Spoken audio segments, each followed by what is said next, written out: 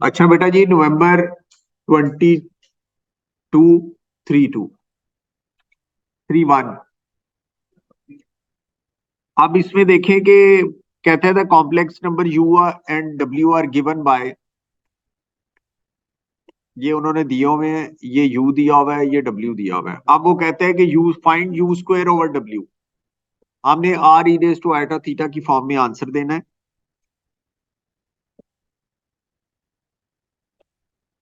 u square over w is equal to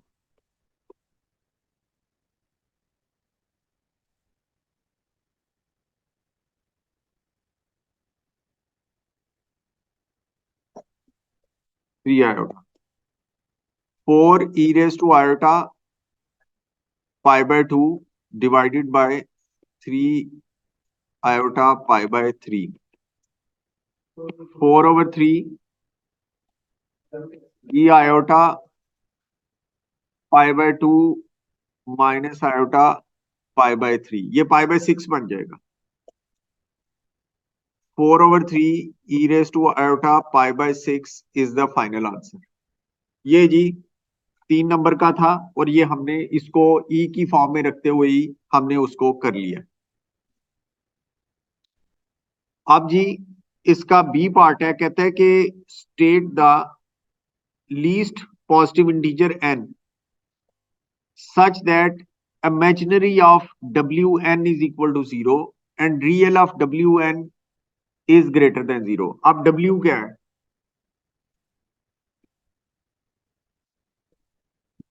w है जी 3 e raise to iota pi by 3।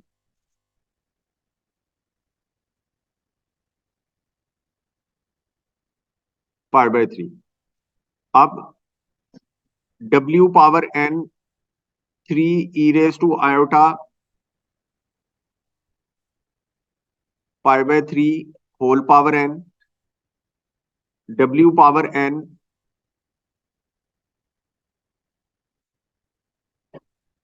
Is equal to 3 power n e raise to iota n pi by 3।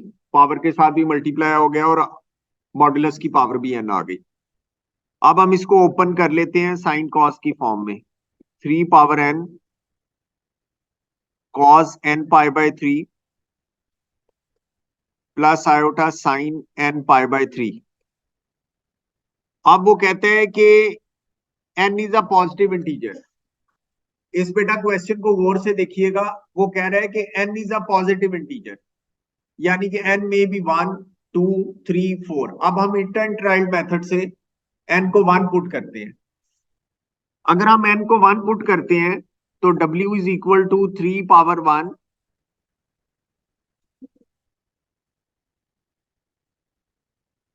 Cos pi by 3 plus iota sine pi by 3।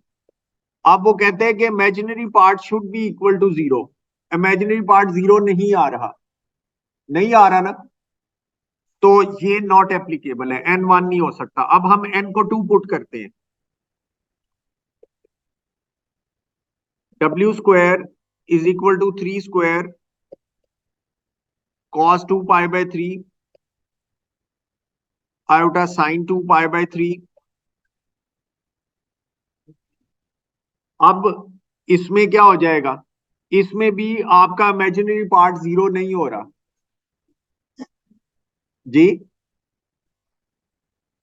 बिल्कुल sign वाले part को हमने 0 बनाना है, लेकिन साथ ये भी है कि जो इसका रियल पार्ट है दैट शुड बी पॉजिटिव। अब इसके अंदर आप n को 3 पुट करके हम देखते हैं।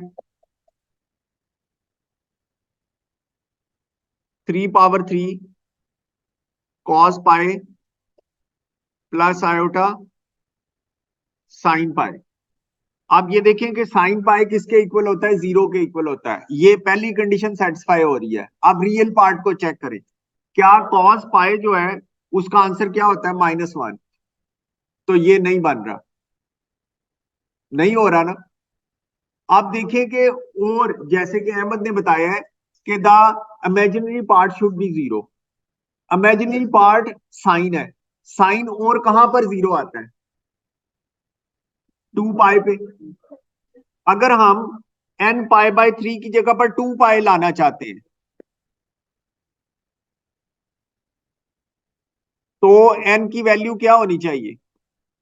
n6 आता है। अब हम n6 पुट करके देखते हैं डायरेक्टली।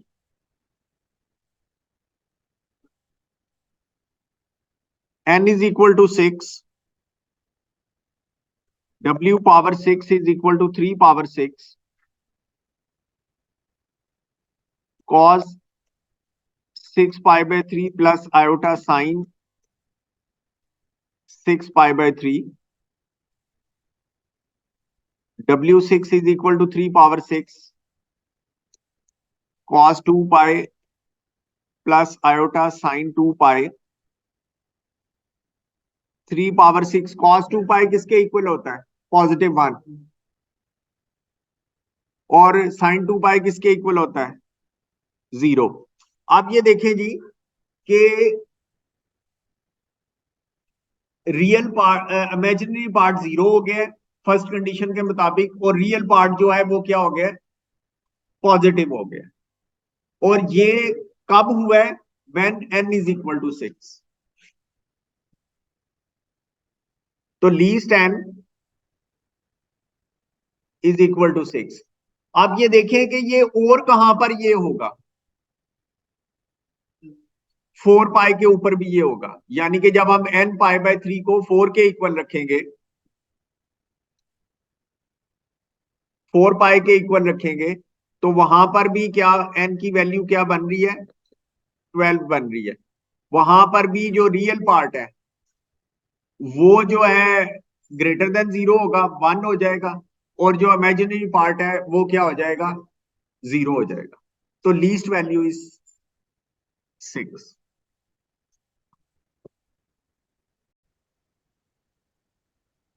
अच्छा बेटा जी, कहते हैं कि ना chemical reaction the amount x of a substance is increasing, the differential equation satisfied by x and t, the time in seconds since the reaction began is given by।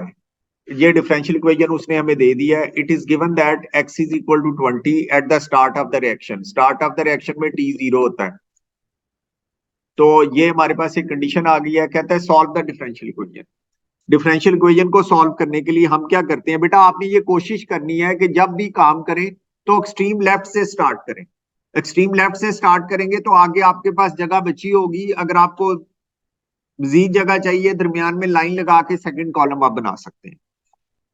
तो d x over x is equal to k e raise to minus 0.1 t d t. ये जी आपने separation of variable कर लिया।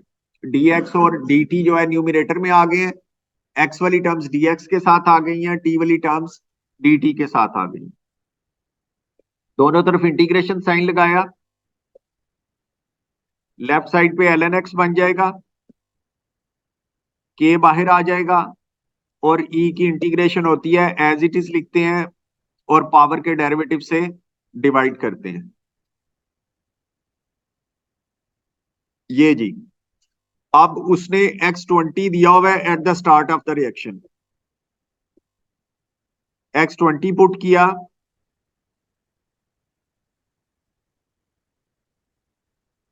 Time की जगह पे 0 put हो गया। ये ln 20 e रेज टू 0 1 होता है। c की वैल्यू आ गई जी ln 20 प्लस के ओवर 0.1। अब ये हम डिफरेंशियल इक्वेशन में पुट कर देते हैं। ln x is equal to minus k over 0.1 e raise to minus 0.1 t plus ln 20 plus k over 0.1। अब मैंने आपको बताया था कि ln वाली टर्म्स को एक साइड पे कर लेते हैं। ln x minus ln 20 minus k over 0.1 e raise to minus 0.1 t plus k over 0.1। ln x over 20 is equal to minus k over 0.1 e raised to minus 0.1 t plus k over 0.1। ये 1 over 0.1 को 10 भी कर सकते हैं, लेकिन अभी second part मैंने पढ़ा नहीं है, इसलिए मैं अभी इसको इसी तरह ही रहने दे रहा हूं। अब सेकंड पार्ट में कह रहा है कि given that x is equal to 40 and t is equal to 10, given that x is equal to 40 and t is equal to 10, find the value of k। अब हमारी जो डिफरेंशियल इक्वेशन बन चुकी है x over 20 is equal to minus k over 0.1 e raised to minus 0.1 t plus k over 0.1, यही है ना? कोई गलती तो नहीं की हमने? ठीक है।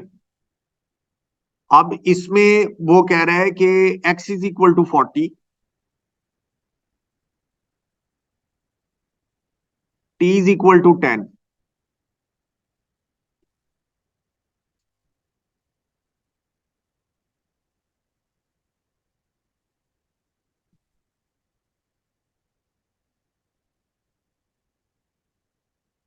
ln 2 is equal to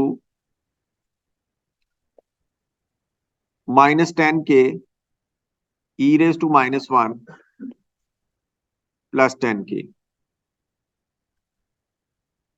minus 10 over e plus 10 into k ln 2। ये बन गया जी minus 10 plus 10 e over e into k ln 2। ln 2 cross multiplication भी साथ कर दें, e ऊपर आ गया divided by minus 10 plus 10e is equal to के। ये k की वैल्यू आ गई। k की वैल्यू हम यहां पर पुट कर देते हैं।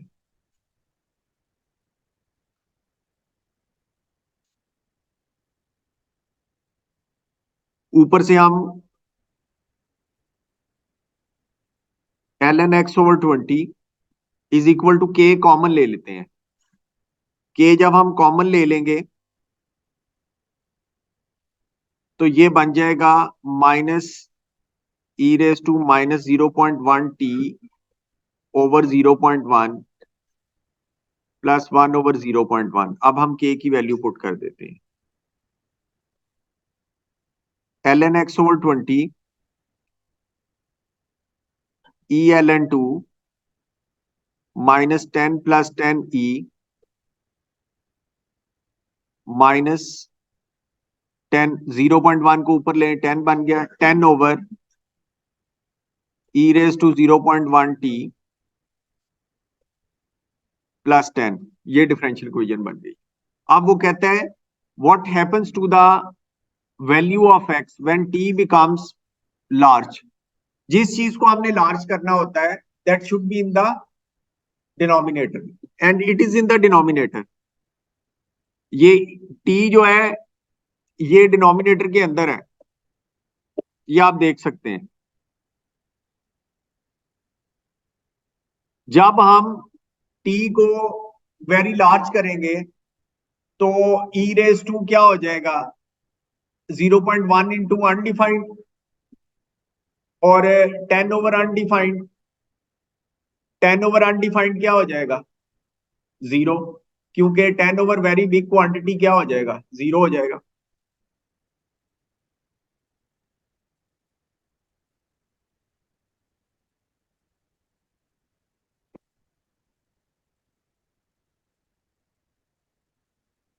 ln x over 20 e ln 2 over minus 10 plus 10e minus 10 over e raised to undefined plus 10 ln x over 20 e ln 2 minus 10 plus 10e ये वाली सारी टर्म जो है ये वैसे ही जीरो हो जाएगी, क्योंकि 10 ओवर अनडिफाइंड जीरो हो जाएगा, यहां पर 10 आ जाएगा। ln x over 20 ELN2 over E-1, इसमें से 10 कॉमन ले लिया, ऊपर 10 मल्टीप्लाई हो रहा है, ये दोनों आपस में कैंसिल आउट हो जाएंगे।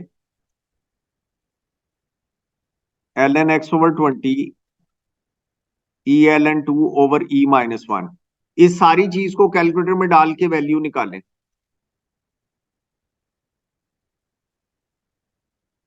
ELN2 divided by 1.72, ln x over 20 is equal to 1.065, x over 20 is equal to e raise to 1.0965, x is equal to 20 e raise to 1.0965। जी फाइनल आंसर बताएं। 59.87, ये जी आंसर आते हैं। अब x का यूनिट क्या है, लिख दें, यूनिट बेहतर है, ग्राम्स है। तो आप यहां पर अगर यूनिट लिखेंगे तो आपका क्वेश्चन जो है वो डिस्टिंक्शन के लिए भी सिलेक्ट हो सकता है आपका पेपर। आपने हर चीज को स्टेट ऑफ आर्ट करना है।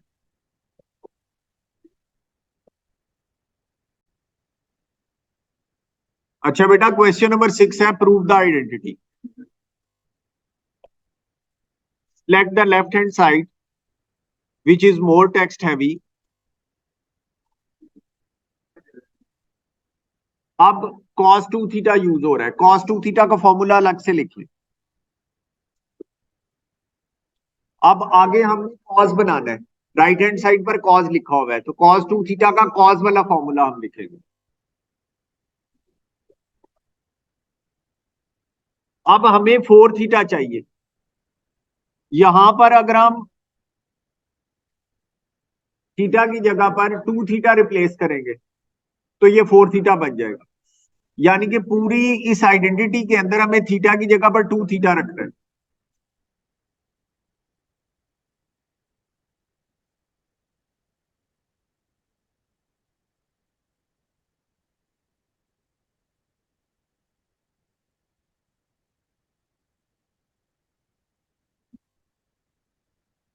ये ले जी, बन गया। अब इन सारी वैल्यूज को आइडेंटिटी के अंदर प्लेस कर दें।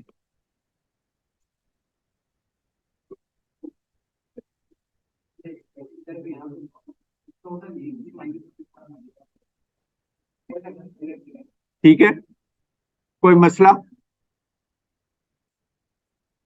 अब ये cos 2 थीटा अभी भी मौजूद है, उसको अलग करें थोड़ा सा। स्क्वायर को मैंने बाहर लिख लिया।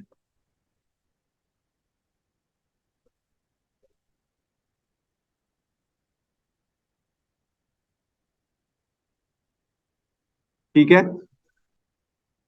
आप दोबारा cos 2 थीटा की जगह पर फॉर्मूला प्लेस करें, ये वाला।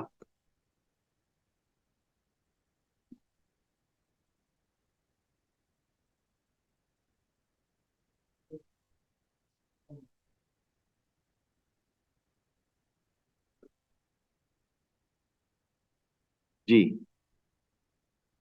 -2 बेटा, -1 -4 -5 +3। अब इसका स्क्वायर ओपन करें, 4 cos 4 थीटा -4 cos² थीटा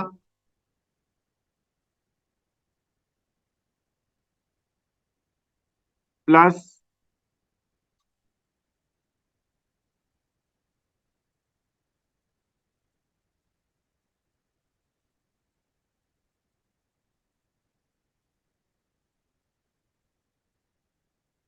यहां पर 2 लगना था, इसने 8 बनना था।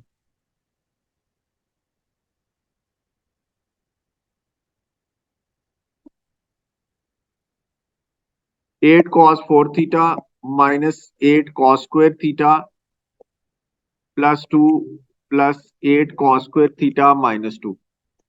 सारी चीजें कट गई, सिर्फ 8 cos 4 थीटा रह गया।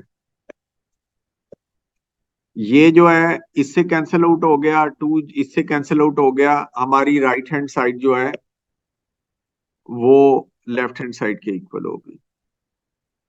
ये ले जी, ये प्रूव हो गया। अब इसके सेकंड पार्ट में कह रहे हैं whole of this expression is equal to 4। अब इस चीज की हेंस कह रहे हैं हमने पिछली वाली आइडेंटिटी को यूज करनी है। इसकी वैल्यू निकालें पिछले वाले एक्सप्रेशन में से। इसकी वैल्यू इसकी वैल्यू क्या होगी? 8 cos 4 theta minus 3। 8 cos 4 theta minus 3।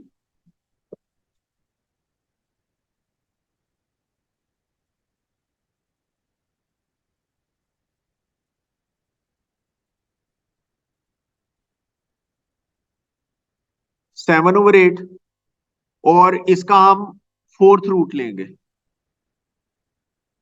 Plus minus fourth root हो, सिक्स रूट हो, स्क्वायर रूट हो, प्लस माइनस लगता है। फाइनल आंसर बताएं पावर 1/4 लेके।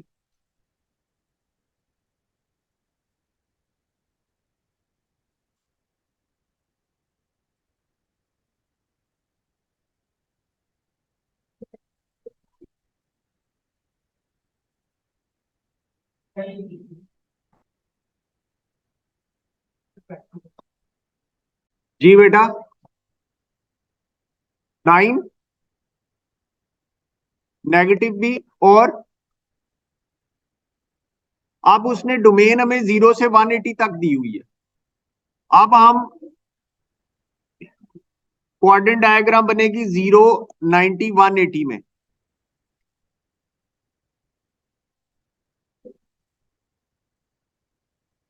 यहां पर हम बेसिक एंगल निकालेंगे। Basic angle is equal to alpha is equal to cos inverse 0.967। जी बेसिक एंगल। इसी तरह सेकंड केस में भी बेसिक एंगल सेम ही रहेगा।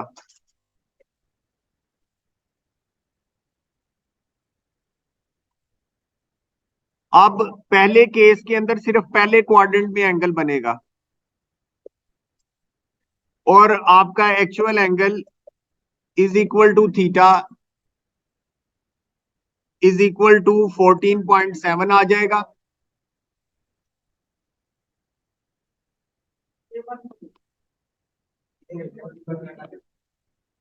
और दूसरे केस में actual angle is equal to theta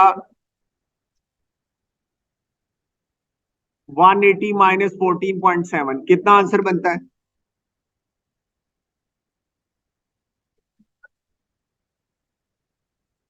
ये बेटा जी ये प्रूव हो गया।